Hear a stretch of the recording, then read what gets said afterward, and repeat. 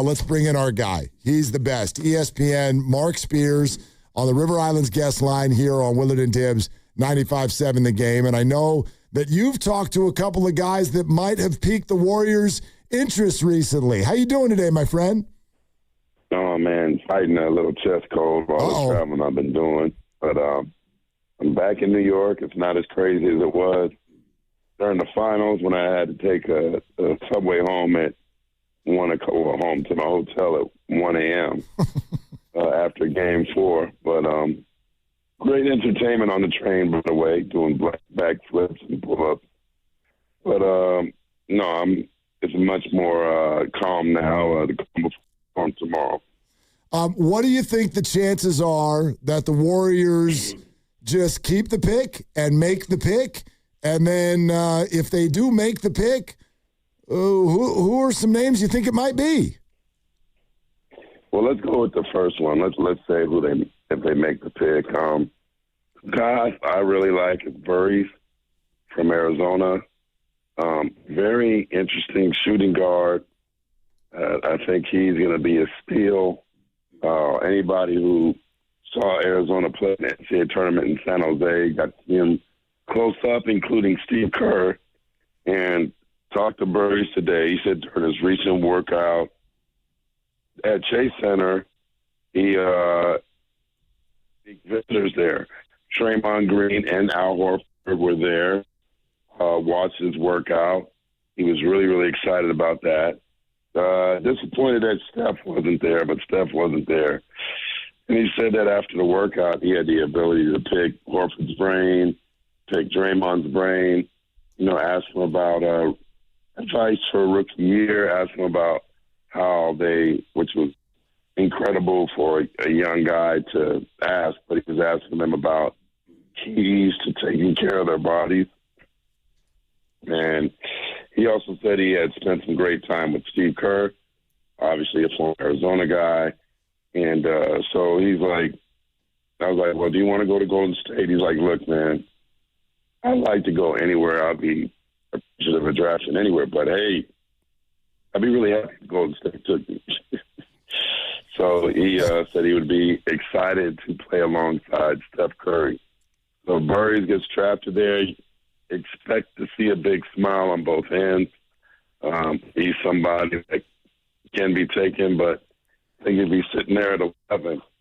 Certainly would be a very interesting opportunity for the Warriors to get a kid like that. He's also double check this for me. I think he might be 22, which is or 20. Yeah, he's 20. He's 20. I'm sorry. He's 20 years old, a little old for a freshman. But he told me he thought that helps with his maturity. I also talked to the Michigan kid, Luxembourg. Very, very charismatic guy, very fun to talk to. He was very excited about his trip to Golden State. He said it's a prestigious organization. He talked highly about Steph and Dre. He said Warriors always come up amongst topics of his friends. It was kind of surreal to be there. Called his visit awesome. He said it'd be nice to play there. He said the people at the organization were super humble, genuine, made him feel like home, and very, very authentic. And he said he felt so. But then I was like, all right, what about this 25-inch vertical, right? Like, I just kept with him and asked him about, hey, hey, you guys are like this. I'm not one of those journalists that say, they say. No, I didn't say they say. I asked him, I'm like, hey, does your athleticism or lack thereof translate to the NBA? He kind of smiled at me when I said that, and he said it wasn't a problem when I was in college.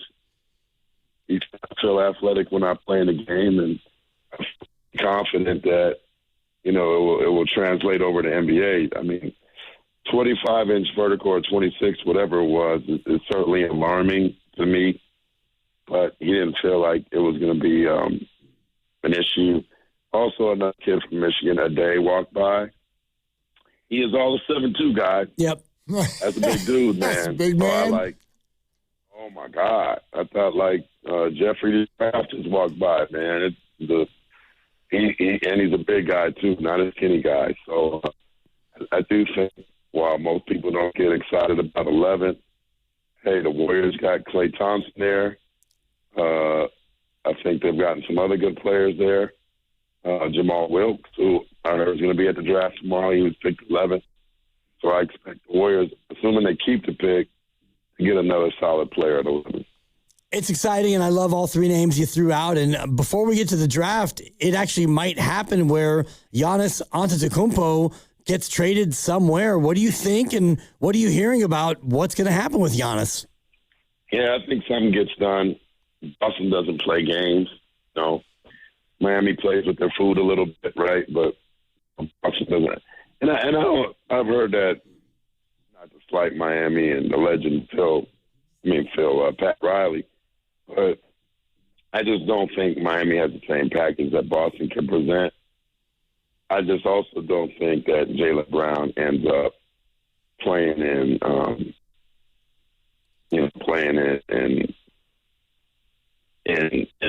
Milwaukee. I mean, I just can't envision that.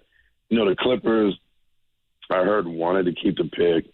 We're very excited about their 5th pick and feel like they could get a really, really, good player, young player that could go alongside, Garland. I also heard right now that there's rising expectation that the Clippers will keep the pick and take Mikal Brown Jr. from Louisville. So that's a little hot scoop I'm hearing for you guys right there that obviously there's an expected 4 with DeBanza, who I think will go to Washington, 2, the kid from Kansas, 2nd, 3rd.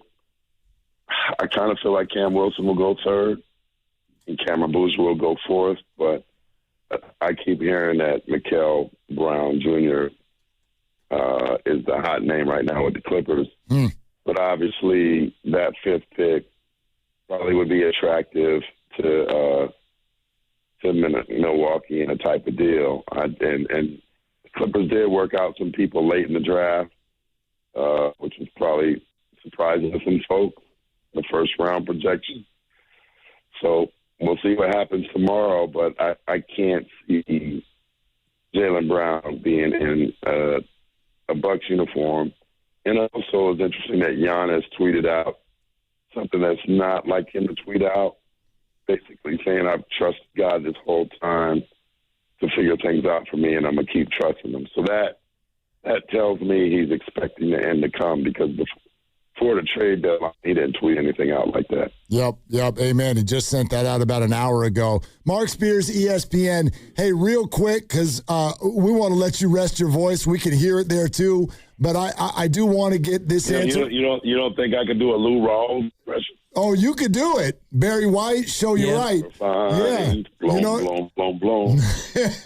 Love it. Hey, what are the chances the Warriors walk out of tomorrow with Trey Murphy or Kawhi Leonard?